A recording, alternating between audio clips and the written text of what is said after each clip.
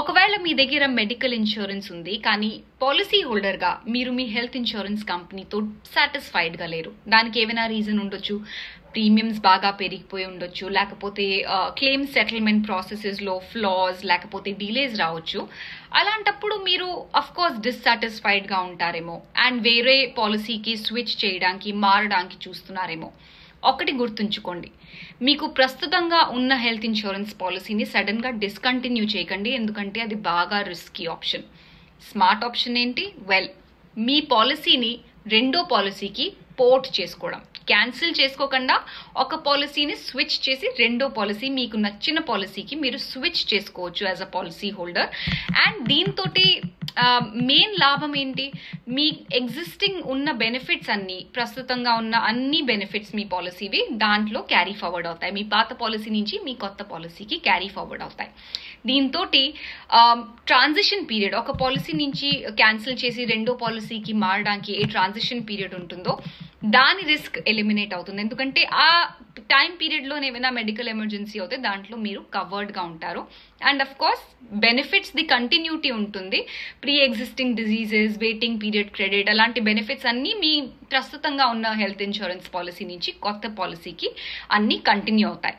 Porting తర్వాత కొత్త ఇన్సూరర్వి product features, వాళ్ళ క్లాజెస్, ప్రీమియమ్స్ అన్నీ అప్లికేబుల్ అవుతాయి. కానీ అందుకే మీరు స్విచ్ చేసే ముందు టర్మ్స్ అండ్ కండిషన్స్ బాగా చదువుకుని బాగా అర్థం చేసుకుని స్విచ్ అవ్వాలి.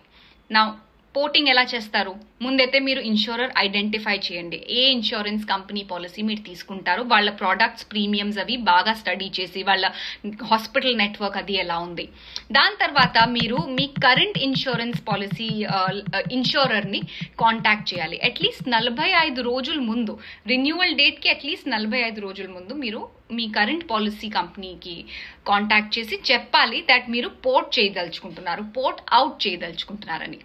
సో పోర్టింగ్ ఏమో రిన్యూవల్ డేట్ పక్కనే వెళ్ళి మీరు చేసుకోవచ్చు. ముందు అడ్వాన్స్లోని 1 year in advance, 6 months in advance చేసుకోలేరు. అండ్ మీరు ఇది కూడా స్పెసిఫై చేయాలి దట్ మీరు ఏ ఇన్సూరెన్స్ కంపెనీకి షిఫ్ట్ చేయబోతున్నారని మీ కరెంట్ ఇన్సూరెన్స్ ప్రొవైడర్కి. దాని తర్వాత మీరు ప్రపోజల్ ఒకటి సబ్మిట్ చేయాలి. ఏ ఇన్సూరెన్స్ ప్రొవైడర్ మీరు చూస్ చేశారో వాళ్ళకి ఒక రిక్వెస్ట్ చేస్తూ దట్ మీరు తన పాలసీని ఇన్సూరెన్స్ ఏ నుంచి ఇన్సూరెన్స్ బి కంపెనీకి స్విచ్ చేయబోతున్నారని. ఆ రెగ్యులర్ ప్రపోజల్ కాక మీరు ఒక పోర్టబిలిటీ ఫామ్ కూడా వాళ్ళకి నింపి సబ్మిట్ చేయాలి. దీంట్లో మీ health status, previous policy details, claim record, ఇలాంటి డీటెయిల్స్ అన్నీ ఉంటాయి ఈ పోర్టింగ్ ఫామ్లోనే. సో మీ ఎగ్జిస్టింగ్ ఇన్సూరర్ కూడా ఈ డీటెయిల్స్ మీ కొత్త అవుబోయ్ ఇన్సూరెన్స్ కంపెనీతో కూడా షేర్ చేస్తారు. సో ఆ డీటెయిల్స్ మీరు కూడా పోర్టబిలిటీ ఫామ్లో ప్రొవైడ్ చేయాలి. నెక్స్ట్ స్టెప్ ఏమిటి? ఇన్సూరర్ ఏమో మీ పోర్టింగ్ రిక్వెస్ట్ని ఇవాల్యుయేట్ చేస్తారు అండ్ వాళ్ళు అసెస్ చేస్తారు. మీ ప్రొఫైల్, మీ ఫామ్ అది అంతా చదివి 15 రోజుల్లో వాళ్ళు డెసిజన్ తీసుకుని మీకు చెప్తారు. సో కాస్ట్స్ ఏమిటి పోర్ట్ చేయడానికి?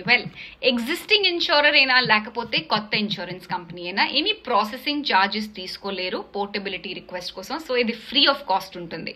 ఒకవేళ మీ అప్లికేషన్ రిజెక్ట్ అయిందంటే మీరు మీ కరెంట్ ఎగ్జిస్టింగ్ ఇన్సూరర్తో కంటిన్యూ చేసుకోవచ్చు. సో దాంట్లో ఏమీ చేంజెస్ రాదు. So be smart about it. ఒక పాలసీ నుంచి రెండో పాలసీకి మీరు మారడానికి డిసైడ్ చేసుకున్నారంటే హెల్త్ ఇన్సూరెన్స్ కోసం క్యాన్సిల్ లేకపోతే డిస్కంటిన్యూ చేయకండి. Opt for porting your insurance ఒక కంపెనీ నుంచి రెండో కంపెనీ వరకు. సో దట్ అన్ని బేసిస్ మీవి కవర్డ్ ఉంటాయి అండ్ మీరు బాగా సెక్యూర్గా ఉంటారు ఈవెన్ ట్రాన్సిషన్ పీరియడ్లో కూడా.